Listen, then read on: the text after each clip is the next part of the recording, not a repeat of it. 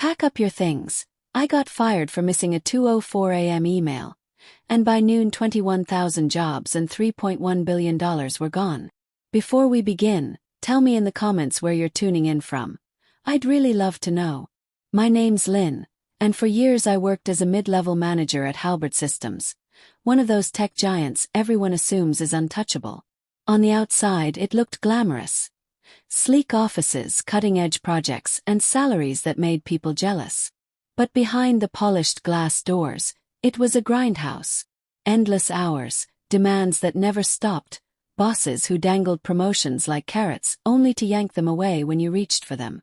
At Halbert, loyalty wasn't rewarded. It was weaponized. I was the one who always stayed late, the one who skipped family dinners, the one answering calls in parking lots at midnight.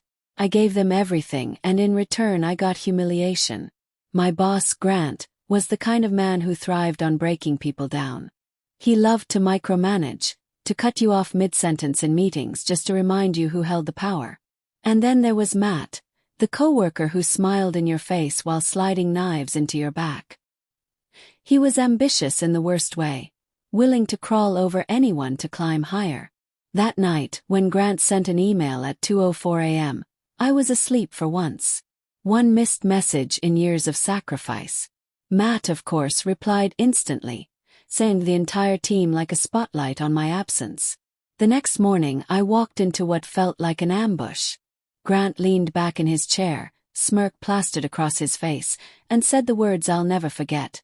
Pack up your things. If you can't handle one email, you can't handle this company.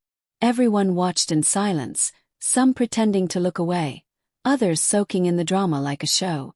My cheeks burned, but my anger ran deeper than my embarrassment. I'd been used, sabotaged, and tossed aside like trash. They thought firing me would be the end of my story. They didn't realize it was the beginning of theirs unraveling. Because here's the truth. It wasn't that email that destroyed them. It was the fact that they underestimated me. They forgot that the quiet, overworked manager they discarded had been paying attention all along, filing away details they dismissed as irrelevant. And when pushed past the breaking point, I wasn't going to beg for scraps.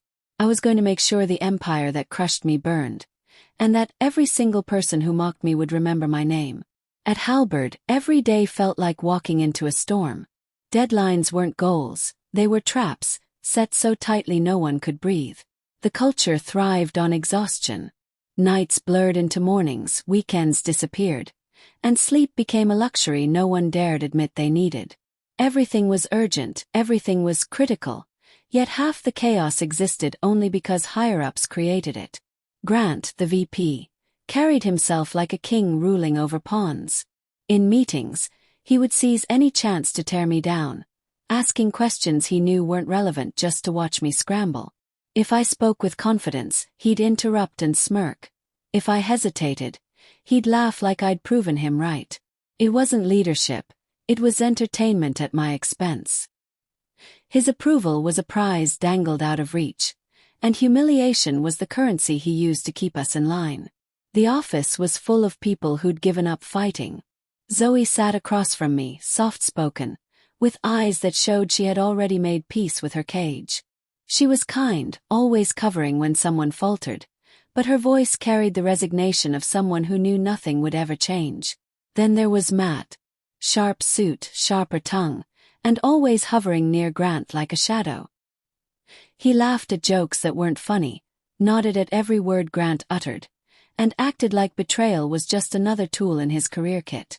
If Grant snapped his fingers, Matt would be the first to crush whoever stood in the way. Meanwhile, I pushed myself harder, chasing validation that never came. 70-hour weeks became normal. Dinner tables at home sat empty because I was still chained to a screen, answering calls, fixing crises, proving again and again that I was loyal. Birthdays passed, anniversaries blurred, yet not once did anyone in leadership acknowledge the sacrifices we made. To them, we weren't people, we were placeholders, disposable cogs to keep the machine running. And still I carried the weight, telling myself it would pay off one day. That someone would finally notice. That maybe the next meeting would be different. But deep down, the truth was settling in. halberd didn't reward dedication. It fed on it, drained it dry, and left nothing but resentment in its place. Every moment I spent bending over backward was only setting the stage for what was coming, the day loyalty itself would be twisted into the weapon they used against me. The night it happened was unremarkable at first. My phone lay silent on the nightstand, finally ignored as I drifted into the kind of sleep that had become rare. At 2:04 a.m. while I slept, Grant hit send on one of his notorious urgent blasts, a meaningless update dressed up as life-worth. I didn't see it, but Matt did, always prowling, waiting for his chance. He answered within minutes, tagging the entire distribution list, making sure my absence glared like a red warning light. He didn't need to write much, just a short, polished acknowledgement, but the message was clear. He was alert, I wasn't. When I walked into the office that morning, the air already felt off. Conversations hushed as I passed. Eyes followed me, some pitying, some eager for spectacle. The meeting room door clicked shut behind me, and the trap was sprung. Grant leaned back in his chair, arms folded, that smug half-smile fixed on his face. "So," he began, "when the company needed you most, you were nowhere." He gestured toward the projection of the email chain, my silence framed between Matt's prompt reply and Grant's demand for urgency. It wasn't about the content, it was about the performance, the stage they'd built to corner me. I tried to explain. Had been asleep. I had handled dozens of crises without complaint. I had bled for this place. None of it mattered. Grant cut me off, voice flat and final. "Pack up your things. If you can't handle one email, you can't handle this company." The words hit harder than I expected. Around the table, colleagues stared down at their notes, pretending neutrality, but their silence was complicit. Matt sat with his arms crossed, smug satisfaction flickering across his face like he'd already claimed my chair. Zoe's eyes met mine for just a moment, sympathy written in them, but she didn't speak. She couldn't. No one could. I gathered my belongings in a daze, the weight of humiliation pressing against my chest. The office that had consumed years of my life watched me unravel in real time, yet no one moved. No one stopped it. As I walked out carrying the remnants of my career in a box, fury began to burn beneath the shock. What they thought was my ending was only the spark. They had humiliated me, discarded me, and in doing so, planted the seed of something far more destructive than they could ever imagine. It didn't take long for the truth to surface. At first I told myself it was bad luck, that maybe I had been in the wrong place at the wrong time. But then Zoe pulled me aside, her voice low, eyes darting toward every corner as if the walls themselves were listening. She confessed that my firing hadn't been some spur-of-the-moment decision. It had been planned. Matt had been circling my role for months, whispering into Grant's ear, presenting himself as the loyal alternative. Grant, always hungry for someone to blame, saw me as the perfect fall. Her words lit a fuse inside me. Suddenly, so many moments began to make sense. The presentations where key data went missing at the last second. The financial reports with errors I swore I hadn't made. The emails I never saw because they'd slipped through. One by one, the pieces formed a picture I couldn't deny. Matt hadn't just waited for me to stumble. He'd been greasing the floor beneath my feet the whole time. Zoe's warning carried risk. By telling me, she was putting herself in the crosshairs. "You need to know," she whispered. "They wanted this. It wasn't about that email." Her voice cracked on the last word, and I realized she'd been watching the setup unfold long before I ever caught on. The betrayal hit harder than the dismissal itself. It wasn't just about losing a paycheck or a title. It was the realization that every late night, every sacrifice, had been quietly undermined by someone I worked beside every day. While I stayed loyal, Matt chipped away at everything I built, smiling to my face while erasing my name behind my back. And Grant, he hadn't simply allowed it. He'd encouraged it. To him, I wasn't a person. I was a shield, a convenient figure to absorb blame and distract from the cracks spreading through the empire he was so desperate to protect. What I had thought was a single humiliating moment was now revealed as something deeper, darker. They hadn't just ended my career. They had conspired to strip me of dignity, to make me the villain in a story they had already written. Walking away with a cardboard box had felt devastating enough. Now, knowing it had all been orchestrated, it burned in a way I couldn't shake. This wasn't business. This was betrayal. And betrayal demanded an answer. Months earlier I had assembled a hidden dossier, a discreet collection of PDFs, emails, and spreadsheets tucked away on an encrypted drive. It started as habit. Whenever something smelled off in a report, I saved a copy. When a supplier's invoice didn't match work delivered, I exported screenshots. When payments routed through odd intermediaries, I traced the chain and noted the names. Nobody wanted to hear it. Everyone preferred optimism and gloss over inconvenient details. At first it felt petty, a nervous woman hoarding evidence against ghosts. Then the pattern sharpened. Small inconsistencies multiplied into a network. Agreements with vague deliverables, price adjustments that lacked approvals, phantom service providers appearing on ledgers. Several transactions routed through jurisdictions famous for secrecy. The sums weren't astronomical individually, but together they sketched a structural rot, a vulnerability that could spread faster than executives could spin. I read through everything until my eyes blurred, annotating anomalies that pointed to deliberate choices, not mere sloppiness. Footnotes revealed side arrangements masked as consulting fees. Dates showed deliverables backdated to cover gaps. The more I catalogued, the clearer it became. The company rested on shaky pillars. One well-placed inquiry from a regulator, one vendor refusing to continue, and the facade would crack. The calculus shifted. This was no longer academic. I could see the cascade. Frozen accounts, investor panic, emergency audits. The people who had mocked my devotion would face consequences far beyond a PR statement. It was tempting to burn bridges with a shout, to fling the dossier into a reporter's inbox and watch the headlines. But I'd learned how badly reckless theatrics could backfire. I needed leverage that could not be dismissed as revenge. So I planned with surgical care. Copies were duplicated, hashes recorded, timestamps preserved. I built a trail that a third party could follow without relying on my testimony alone.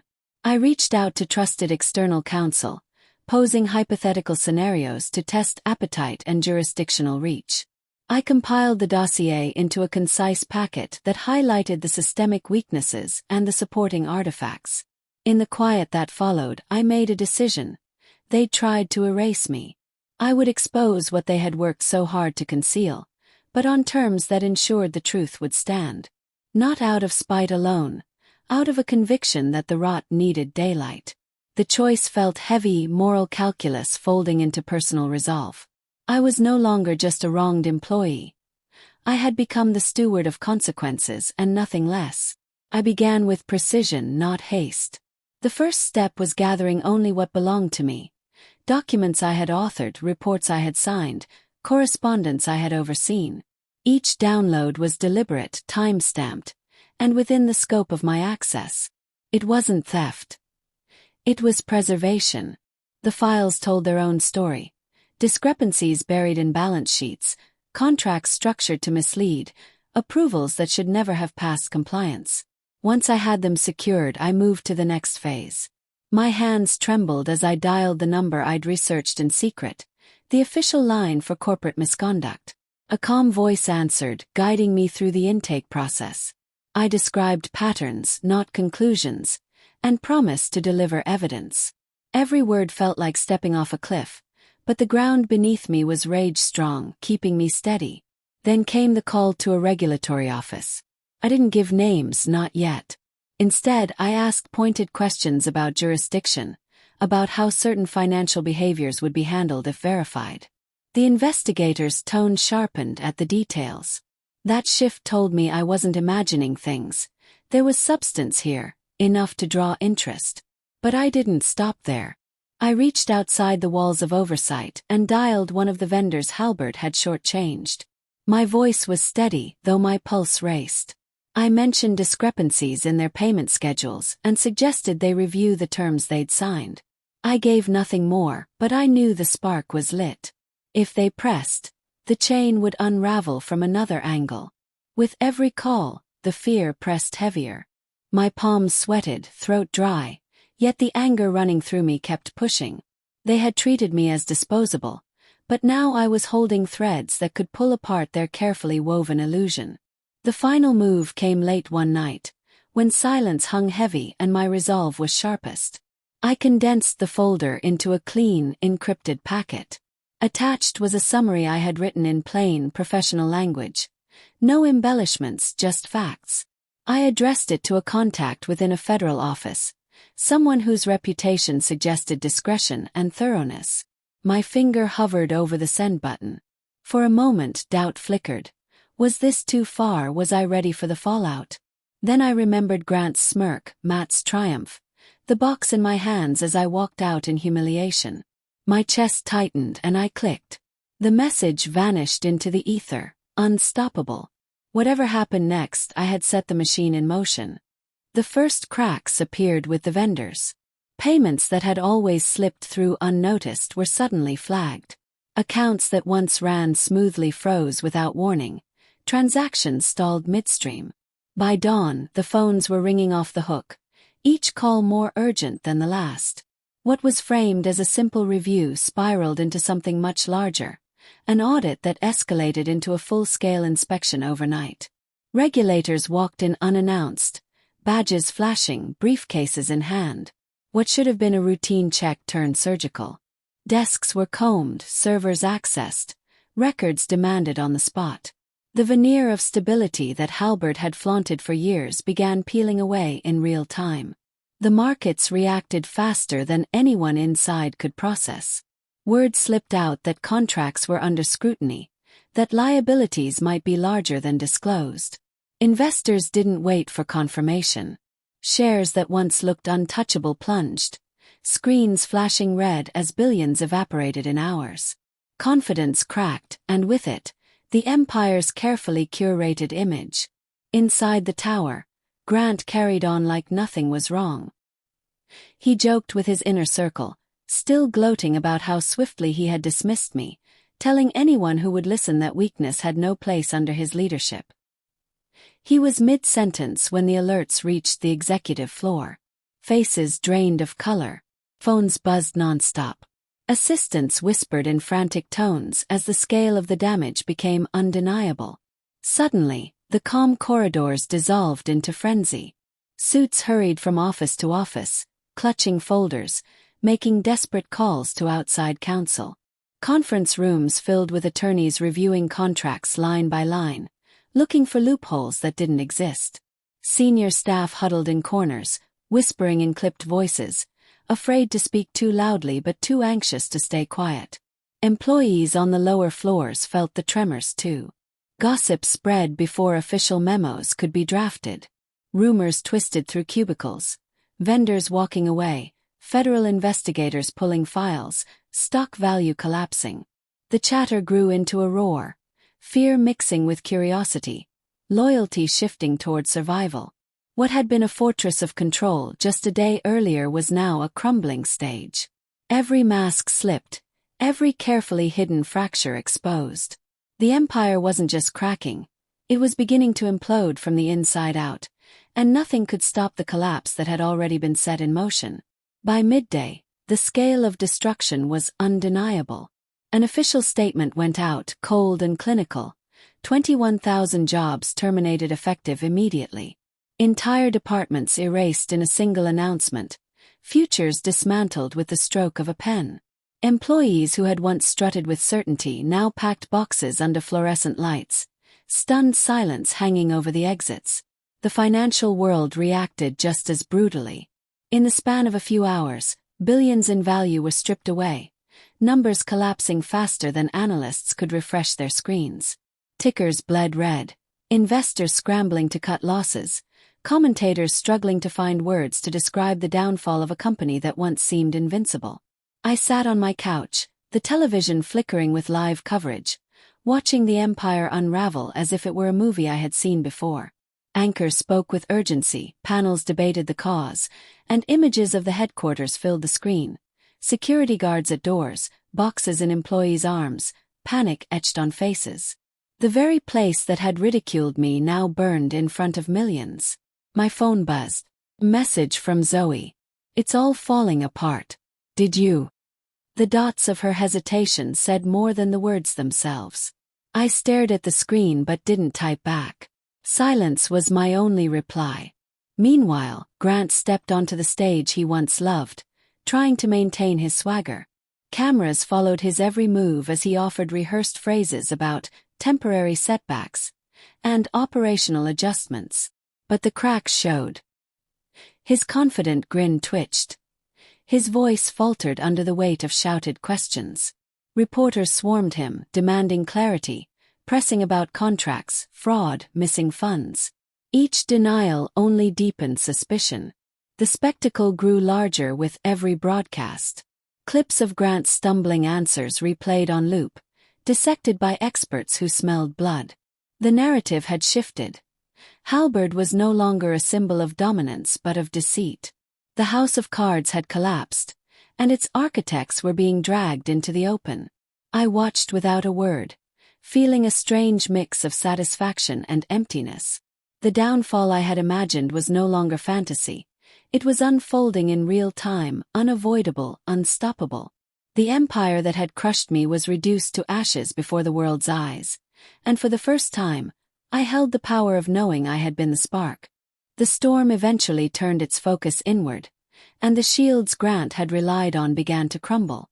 Investigators pieced together patterns that pointed directly to Matt. What had once been whispers in corridors became documented fact. Falsified figures, deliberate misreporting, shortcuts that propped up results on paper but hollowed out the foundation beneath. The same man who had thrived by stepping on others now stood exposed, every misstep catalogued, every manipulation recorded. The media seized on his downfall. Headlines painted him as the architect of deception, the golden employee who had turned out to be rotten at the core.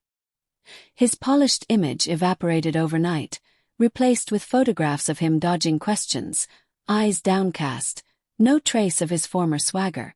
Industry forums mocked him, former colleagues distanced themselves, and his name became shorthand for treachery. But the spotlight didn't stop with him. Pressure mounted against the man who had enabled it all. Grant's authority fractured as questions grew sharper, and soon the board could no longer shield him. The resignation came swiftly, cloaked in corporate language about personal reasons, though everyone knew the truth. Behind the scenes, probes into malpractice and negligence were already underway. What had begun as arrogance ended with disgrace. Through all of this, my name never surfaced. No reports connected me, no leaks suggested my hand in the unraveling. I became a ghost in the story, unseen yet present in every crack that widened. The silence was its own weapon. Those who knew me well might have wondered, but no one dared ask aloud. Watching it unfold, I felt vindication coil tightly inside me. They had tried to erase me, but instead they erased themselves. And yet, beneath the satisfaction, another feeling stirred, something emptier. Victory didn't taste as sweet as I had once imagined. I had won, but the cost lingered. Years of effort reduced to rubble, colleagues scattered, lives disrupted far beyond the walls of those who had wronged me. The reckoning was complete, but it carried a hollow echo. I had delivered justice in silence, left them to choke on the ruins they created. And now I sat with the knowledge that I had become both the witness and the executioner. When the dust settled, I was left with silence. The company that once consumed every waking hour no longer existed in the form it had. My actions hadn't just toppled leaders or exposed flaws. I had pulled the thread that unraveled an entire empire. I sat with the weight of that truth, uncertain if it was triumph or tragedy. I found myself admitting aloud, I don't know if I'm proud of it. The words hung in the air, heavy with honesty. But another truth followed just as quickly. When you drive someone past their limit, you shouldn't be shocked when they fight back with everything they have left. Halberd had labeled me replaceable, cast me aside without hesitation. Yet here I was, the unseen hand that ensured they would never forget me. Their arrogance had become their downfall, their cruelty the match that lit their destruction. And as I looked back one final time, the thought sharpened in my mind like a blade. Pack up your things, because the walls you built to trap me became the ruins you buried in. Do you think I made the right move by exposing everything, or should I have walked away quietly? I'd love to hear your thoughts in the comments. And if you enjoy stories like this, subscribe and hit the notification bell.